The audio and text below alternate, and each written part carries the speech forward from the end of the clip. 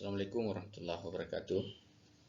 Eh, Kali ini pada kajian tentang analisis wacana kita akan membahas salah satu isu atau poin yang sangat penting dalam kajian analisis wacana maupun analisis wacana kritis, yaitu melihat atau menganalisis dan mengeksplorasi tentang pentingnya fenomena-fenomena kontekstual atau situasional dalam kajian analisis wacana.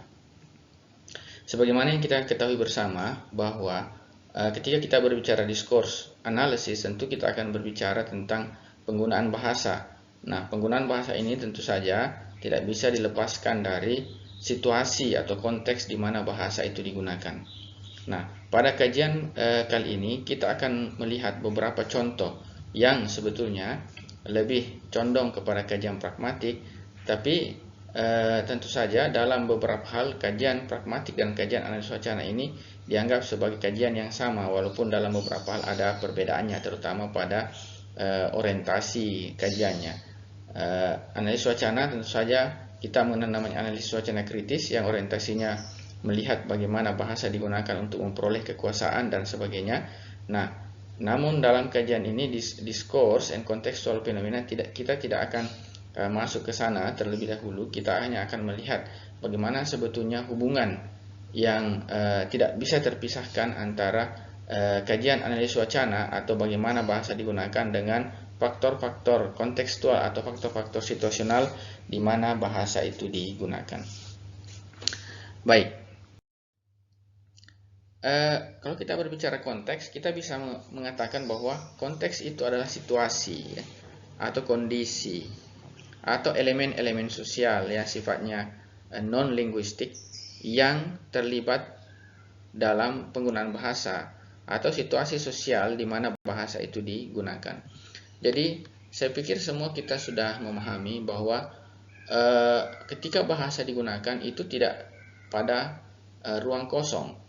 Bahasa digunakan tentu saja ada faktor-faktor sosial atau ada faktor-faktor kontekstual dan situasional yang ikut berpengaruh dalam penggunaan bahasa. Pengaruh itu bisa saja dalam hal pemilihan kata-kata, kemudian bagaimana bahasa itu disampaikan, kemudian bagaimana pesan yang ingin disampaikan kepada mitra tutur kita. Pesan itu baik disampaikan secara eksplisit maupun implisit, dan kemudian bagaimana faktor-faktor sosial yang berpengaruh dalam penggunaan bahasa tersebut. Nah, dalam hal ini konteks bisa kita bagi menjadi 3, yang bisa kita sebut sebagai social context, situational context, dan textual context. Nah,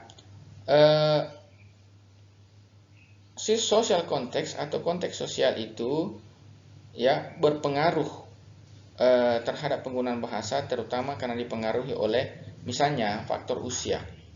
Ya. Faktor usia di sini sangat berpengaruh terhadap penggunaan bahasa karena kita memahami bersama bahasa yang kita gunakan kepada orang yang lebih tua usianya tentu beda pola komunikasinya atau pola penggunaan bahasanya dibanding ketika kita berbicara dengan orang yang usianya lebih muda. Begitu juga dengan status sosial ya, status sosial, hubungan sosial, social relationship, kesejahteraan dan profesi. Nah, kita bisa bayangkan atau merefleksi dalam kehidupan kita sehari-hari bahwa faktor-faktor sosial ini berpengaruh dalam penggunaan bahasa kita.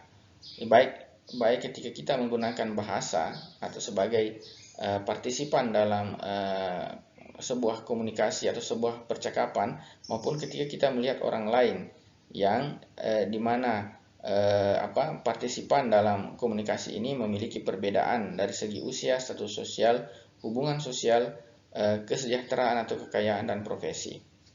Ini tidak bisa dipungkiri bahwa faktor-faktor ini berpengaruh dalam penggunaan bahasa.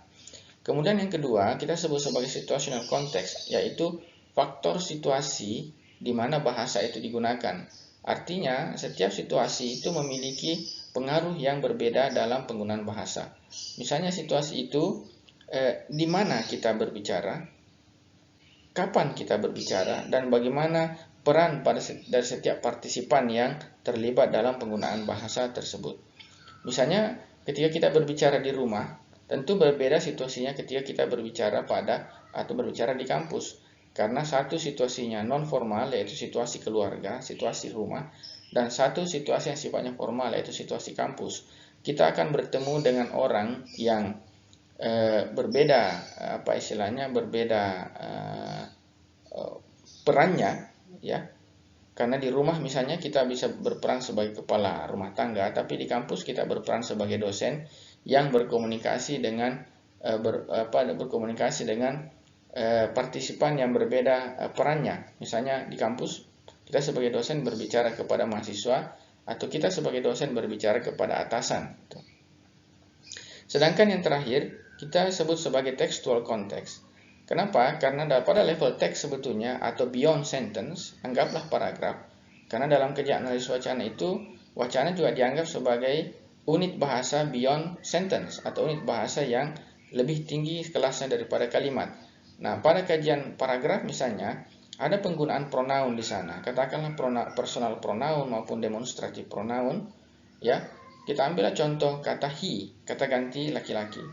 Nah, kalau kita tidak memahami kalimat sebelumnya atau kalimat setelahnya yang kita sebut sebagai anafora maupun katafora, maka makna kata he atau kata referen dari kata he atau personal pronoun he itu merujuk kemana, kita tidak tahu kalau kita tidak melihat kalimat sebelum dan kalimat sesudah, atau kalimat sesudah kalimat yang menggunakan kata he tersebut.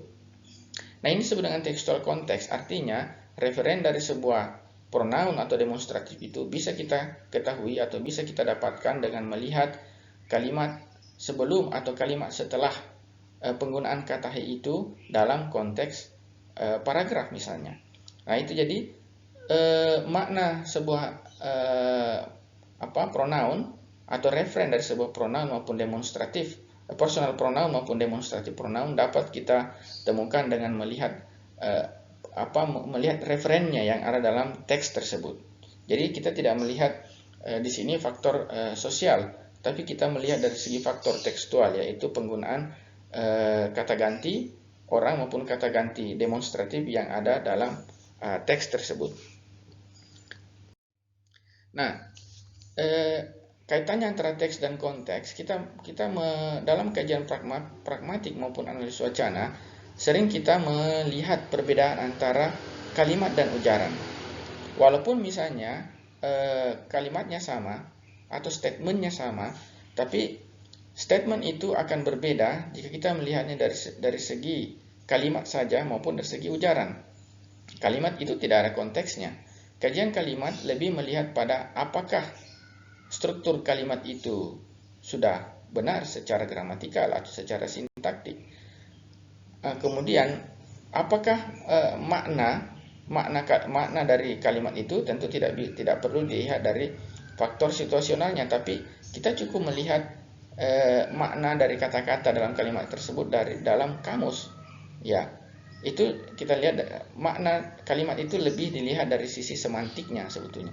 Sedangkan kalau dia sudah digunakan dalam konteks komunikasi, maka kalimat itu kita sebut sebagai ujaran, yaitu maknanya tidak bisa kita lihat hanya dari segi semantical preference, tapi kita juga harus lihat dari segi pragmatiknya, yaitu makna sebuah kalimat ketika diujarkan atau makna sebuah ujaran yang sangat dipengaruhi oleh faktor situasi di mana ujaran itu digunakan atau di mana kalimat itu diujarkan.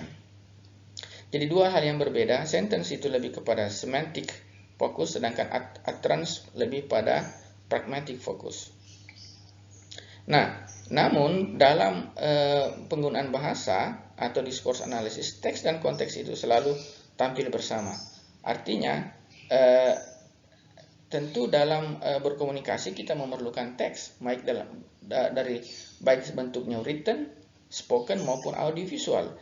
Tapi pemaknaannya, pemahamannya itu tentu dilihat dari segi di mana teks itu digunakan. Makanya kita sebut sebagai koeksis, yaitu muncul bersama, ya.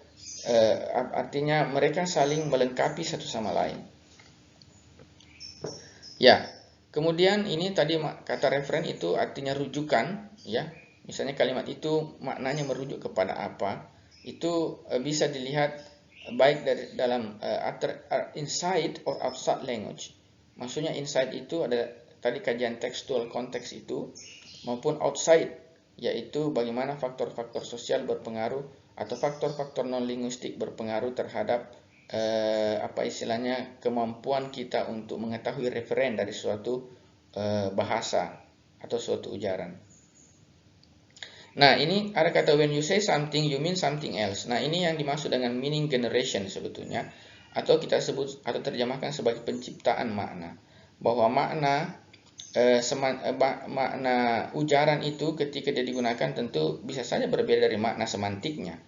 Ya, karena itu tadi ada faktor-faktor situasional yang berpengaruh terhadap penciptaan makna tersebut.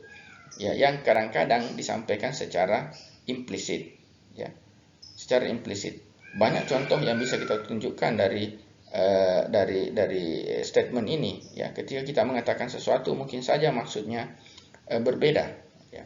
Bisa saja misalnya seseorang sedang marah, tapi ujarannya itu disampaikan dengan cara yang tidak marah gitu.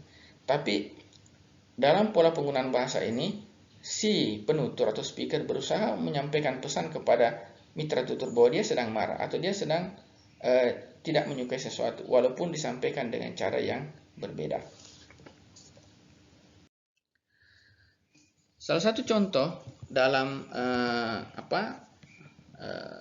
kajian discourse analysis atau pragmatik dihubungkan dengan konteks adalah kajian tentang deixis atau deictic words.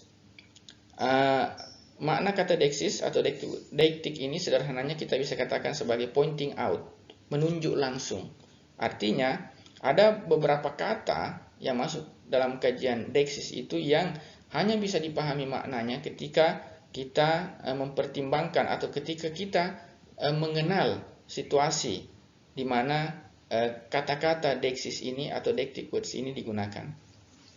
Ada 5 pembagiannya, tapi di sini saya akan menunjukkan beberapa contoh saja, tidak semuanya, karena ini sebetulnya ada kajiannya sendiri, yaitu di mata kuliah pragmatik sebetulnya. Ada namanya time deixis, yaitu menunjuk langsung kepada waktu di mana kata itu digunakan. Place deixis, person deixis, social deixis, dan yang terakhir adalah discourse deixis. Kita ambil contoh misalnya, person deixis. Person deixis ini digunakan direpresentasikan dalam bentuk penggunaan personal pronoun I misalnya. Kita ambil contoh I will be back in an hour. Katakanlah dalam sebuah ruangan tiba-tiba kita menemukan secarik kertas atau selembar kertas dan di situ tertulis kalimat I will be back in an hour. Pertanyaannya, di situ kalimat ada kata I yang masuk kategori personal pronoun. Nah, kata I secara semantik kita bisa mengatakan itu saya. Buka kamus, cari mana kata itu artinya saya. Tapi siapakah saya itu? Nah, ini yang jadi persoalan. Siapakah saya itu? Dan kata saya itu bisa bermacam-macam, tergantung siapa yang menulis kalimat tersebut. Jadi mana kata itu banyak, tergantung pada siapa yang menulis. Ya, menulis kalimat ini, I will be back in an hour. In an hour pun kita tidak tahu. Sejam yang dimaksud itu apakah sejam dari sekarang ketika kita menemukan kalimat tersebut, ataukah itu sudah berlalu. Misalnya itu 2 hari lalu atau 3 hari yang lalu. Nah, makna atau referen dari kata I dengan an hour ini hanya bisa kita ketahui ketika kita berada langsung pada konteks komunikasi di mana kalimat ini diujarkan. Kemudian kata time deixis, ini contoh misalnya ya. Ada kata yesterday. Yesterday was a glorious day. Nah, coba kita lihat. Yesterday ini adalah adverb of time yang maknanya kata yesterday ini baru kita ketahui ketika kita berada pada situasi yang real di mana kalimat ini digunakan. Kalau hari ini katakanlah hari ini adalah hari Senin, maka yang dimaksud dengan yesterday adalah hari Minggu. Namun ketika kalimat ini digunakan pada hari Kamis, maka makna kata yesterday berubah, yaitu menjadi hari Rabu. Ya. When we don't know when the sentence is uttered, we will never know what day of yesterday. Ketika kita tidak mengetahui waktu di mana ujaran ini diujarkan, maka kita tidak akan pernah tahu makna yang sebenarnya dari kata yesterday. Dia merujuk pada hari apa, kita tidak tahu.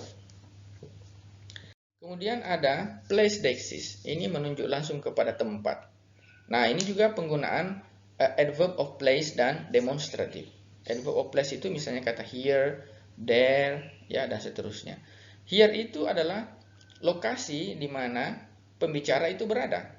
Kata here ini, kita buka kamus, artinya di sini. Tapi secara wacana atau penggunaan bahasa, kata di sini itu bermacam-macam maknanya, tergantung di mana bahasa itu digunakan.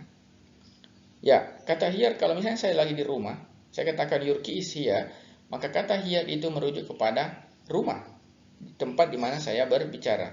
Tapi ketika saya di kantor, maka makna kata here itu berubah menjadi di kantor, atau menunjuk pada lokasi di mana saya sedang berbicara, yaitu di kantor, bukan lagi di rumah. Sama dengan yang kedua, kalimat kedua, this room is rather hot.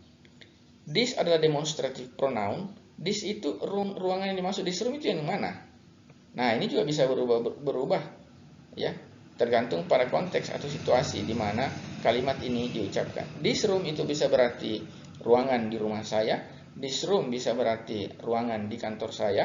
This room bisa berarti ruangan di apa istilahnya di rumah teman saya dan seterusnya. Ya, atau di kelas di mana saya mengajar. Baik. Nah, kajian selanjutnya setelah deixis itu adalah kajian speech act atau tindak tutur. Tindak tutur ini sederhananya adalah we do something through language. Kita melakukan sesuatu dengan menggunakan bahasa. Ya, ada dua ahli, ya, linguistik yang sangat berpengaruh, atau ketika kita berbicara speech act, kita akan merujuk kepada dua ahli ini, yaitu John Langsau Austin dan John Esser. Sebetulnya dua ahli ini memiliki hubungan yang sangat erat karena Esser itu adalah murid dari Austin. Ya, Austin lah yang pertama yang mencetuskan gitu, mengkaji tentang kajian tindak tutur secara akademik dengan menulis buku How to Do Things with Words, bagaimana melakukan sesuatu dengan kata-kata. Dan kemudian teori dari Austin ini, teori tindak tutur Austin ini kemudian dilengkapi atau diperbaharui oleh muridnya, yaitu John Esser, dengan menulis buku Speech Act atau tindak tutur. Nah, saya tidak akan menjelaskan secara detail di sini, tapi saya akan membicarakan saja atau menjelaskan tentang dasar filosofisnya, yaitu bahwa ternyata bahasa itu tidak hanya sekedar menyampaikan, tidak hanya sekedar sebuah ujaran atau statement, pernyataan gitu. Apakah pernyataan itu benar atau salah secara gramatikal? Apakah pernyataan itu benar secara kontekstual atau tidak? Tapi ternyata bahasa bisa digunakan untuk melakukan sesuatu. Melakukan sesuatu itu artinya ujaran kita itu memiliki efek sosial, ya, memiliki efek sosial. Karena ketika kita mengatakan sesuatu, atau katakanlah what someone says and what he or she intends by what he or she says.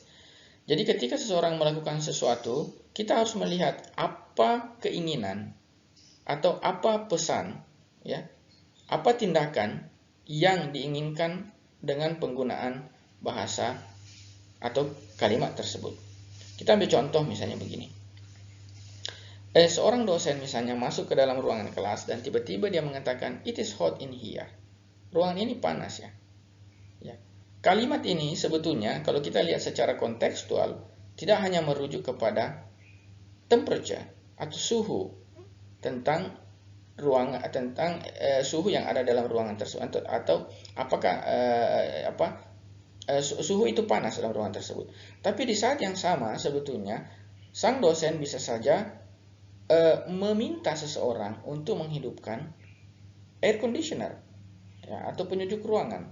Jadi fungsi bahasa di sini itu kemudian menjadi berbeda, atau fungsinya itu ganda, bukan hanya sifatnya berupa statement atau mendeklar tentang suhu atau temperatur yang ada dalam ruangan, tapi di saat yang sama sebetulnya kalimatnya itu mengandung sebuah makna tindakan karena meminta orang lain, atau katakanlah meminta salah seorang mahasiswa untuk menghidupkan penyejuk ruangan. Nah, jadi dalam hal ini sebetulnya bahasa bisa digunakan untuk melakukan sesuatu. Contoh lain misalnya, kalau kita melihat penghulu itu mengucapkan hari ini misalnya saya nikahkan antara si A dan si B, itu hanyalah sebuah ujaran. Tapi ujaran itu kalau sesuai dengan situasi yang kita sebut sebagai felicity condition, kondisi felicitas, artinya sesuatu itu diujarkan akan memiliki efek ketika diucapkan oleh orang yang tepat. Maka ujaran penghulu itu akan menghasilkan suatu tindakan, yaitu mengubah situasi. Ya, mengubah situasi antara si A dan si B yang sebelum dinikahkan, mereka belum boleh melakukan sesuatu tindakan tertentu, tapi setelah mereka dinikahkan dan itu dilakukan oleh penghulu, maka mereka bisa melakukan tindakan yang sebelumnya tidak boleh. Nah, jadi bahasa dalam hal ini, dalam kajian tindak tutur, bahasa itu bukan hanya persoalan apakah benar atau salah secara gramatikal atau sesuai dengan maknanya sesuai konteks, tapi ternyata bahasa bisa dilakukan untuk melakukan sesuatu, dan itu banyak yang bisa kita lihat contoh-contohnya dalam kehidupan sehari-hari. Kajian selanjutnya adalah implikatur, ya, atau implikatur percakapan. Implikatur dalam hal ini bisa kita definisikan sebagai an additional conveyed meaning, makna tambahan, ya. Ada makna lain selain makna yang disampaikan secara eksplisit. Biasanya makna implikatur ini bersifat implisit. Artinya there must be something more than what is said. Pasti ada makna lain selain daripada apa yang dikatakan secara eksplisit. Ya. Namun dalam penggunaan implikatur ini kadang-kadang akan memicu kesalahpahaman. Kenapa? Karena kesalahpahaman bisa terjadi karena sepertinya dalam conversation itu apa yang dikatakan oleh pembicara berbeda pemaknaannya dengan apa yang atau feedbacknya berbeda dari apa yang disampaikan oleh pendengarnya. Ya, misalnya begini. Yang pertama mengatakan, is the dean coming? Apakah Pak Dekan sudah datang? Kemudian orang yang ditanya ini atau mitra tutur ini menjawab, ada mobil putih terparkir di depan ruangannya atau depan kantornya. Sepertinya kalau kita lihat dua kalimat ini tidak memiliki hubungan sama sekali, ya, tidak memiliki hubungan sama sekali. Tapi kalau kita lihat lagi maknanya secara implisit dan dua pembicara ini atau dua partisipan ini memiliki pengetahuan yang sama bahwa Pak Dekan ini memiliki mobil warna putih, maka kalimat ini kemudian menjadi berhubungan satu sama lain. Dengan syarat tadi terjadi prinsip kerjasama. Artinya speaker 2 mengatakan bahwa ada mobil putih terparkir di depan kantornya kalau pembicara kedua mengetahui bahwa pembicara pertama tahu bahwa Pak Dekan itu memiliki mobil warna putih. Nah, ini yang kita maksud sebagai cooperative principle dan common share knowledge. Artinya dua pembicara ini memiliki pengetahuan yang sama tentang apa yang dibicarakan, yaitu Pak Dekan memiliki mobil warna putih. Sehingga ketika ada mobil putih terparkir di depan kantornya, maka pada saat itu juga secara implisit dikatakan bahwa Pak Dekan sudah datang. Ini fenomena-fenomena implikatur sebetulnya yang bisa menimbulkan kesalahpahaman. Tapi kesalahpahaman itu bisa diatasi kalau terpenuhi dua aspek, yaitu dua prinsip, yaitu prinsip kerjasama dengan yang kedua adalah common share knowledge, artinya pengetahuan yang sama yang dimiliki oleh pembicara dan pendengar tentang apa yang sedang dibicarakan. Nah, ini contoh lain di bukunya George Yule tahun 96. Ya, jadi ada seorang perempuan yang duduk di bangku taman gitu, dan ada seekor anjing sedang berbaring, ya, sedang duduk juga di tanah di depan kursi di depan bangku taman tersebut. Tiba-tiba seorang laki-laki datang dan duduk juga di bangku tersebut. Nah, si laki-laki ini bertanya kepada si perempuan, "Does your dog bite?" Apakah anjingmu menggigit? Si perempuan mengatakan, "No." Ya, anjing saya tidak menggigit. Kemudian tiba-tiba setelah itu si laki-laki gitu menyentuh anjing tersebut, mengelus-ngelus gitu, reaches down to pet the dog. Kemudian tiba-tiba anjing itu menggigit tangannya. Nah, si laki-laki langsung terkejut. Dia mengatakan, "Hey, kamu mengatakan anjingmu tidak menggigit." Kemudian perempuan itu mengatakan, "Ya, memang anjing saya tidak menggigit.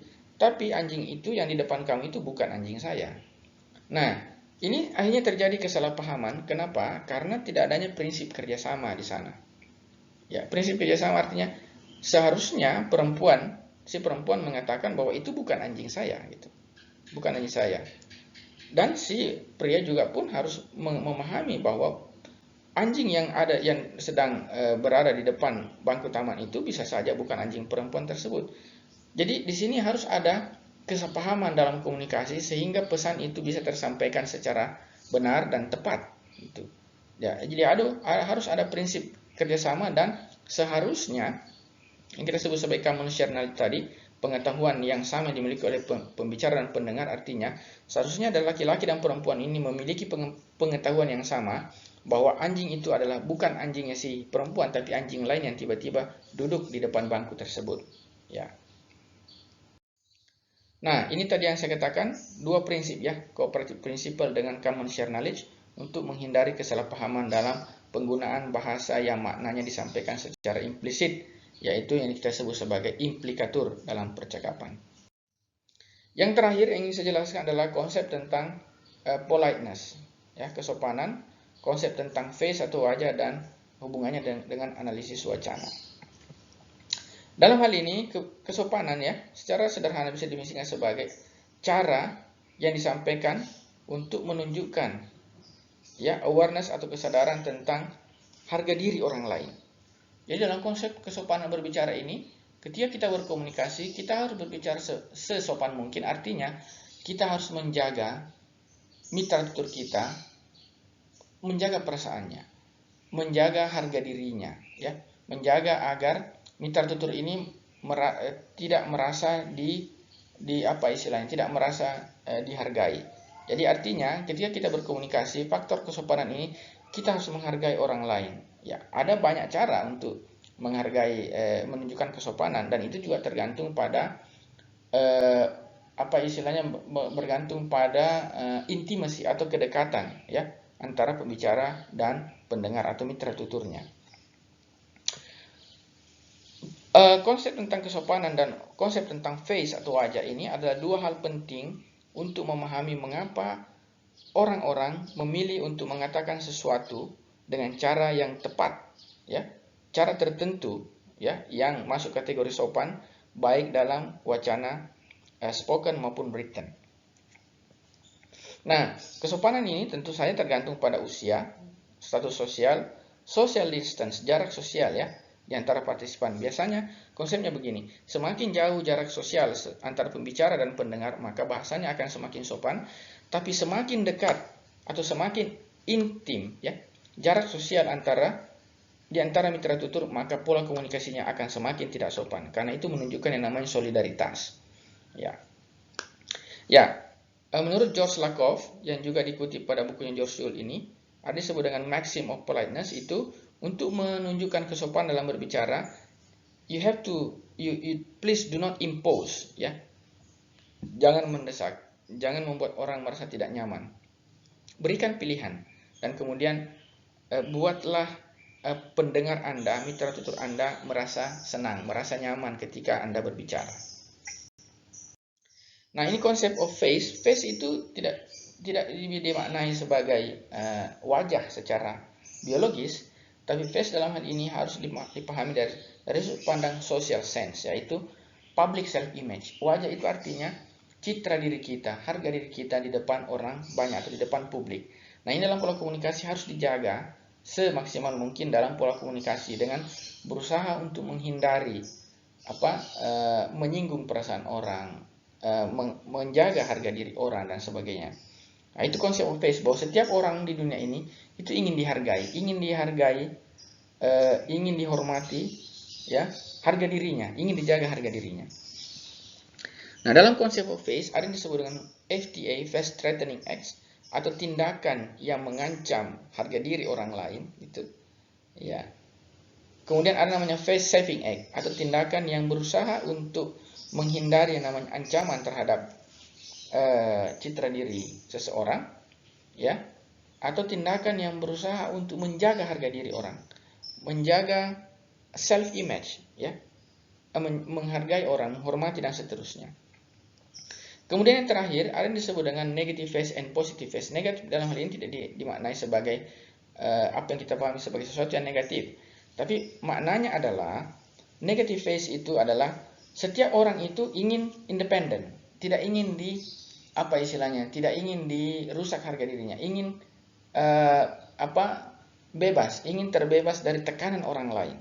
Nah, mereka juga menginginkan kebebasan untuk melakukan suatu tindakan, ya, tidak dibatasi oleh orang lain atau tidak misalnya diatur oleh orang lain sehingga dia merasa tidak nyaman, dan keinginan untuk tidak diganggu, ya, keinginan tidak untuk apa istilahnya dilecehkan oleh orang lain. Itu negative phase. Sedangkan positive phase itu adalah keinginan setiap orang untuk diterima, untuk dihargai, disukai, diperlakukan sebagai anggota dari suatu kelompok, ingin diterima pada kelompok tersebut, ya, dan ingin agar keinginannya itu diketahui oleh orang lain. Nah, dengan seperti itu, maka orang itu akan merasa dihargai ketika dia diterima, dihormati, dan seterusnya. Nah, ini sebetulnya terjadi dalam kehidupan sehari-hari kita, tapi kita perlu membahasnya secara akademik, ya, untuk menyampaikan kepada orang lain bahwa dalam kajian analisis wacana, hal-hal seperti ini lumrah terjadi dan kita memerlukan semacam perangkat ilmiah untuk memahami kenapa fenomena-fenomena ini terjadi. Baik, saya pikir seperti itu untuk kajian kita tentang discourse and contextual phenomena. Nah, bagian terakhir ini, di slide terakhir ini ada 6 pertanyaan yang mahasiswa harus jawab. Mohon Anda jawab dan kita akan diskusikan pada pertemuan minggu depan, karena minggu depan kita akan melakukan virtual Zoom meeting. Saya berharap Anda bisa menjawab 6 pertanyaan ini dengan melihat slide-slide tadi dan mendengarkan penjelasan saya gitu, sambil misalnya Anda mencari informasi atau penjelasan lain dari buku maupun sumber-sumber lain yang bisa Anda baca. Saya pikir seperti itu untuk kajian kita pada hari ini. Terima kasih. Assalamualaikum warahmatullahi wabarakatuh.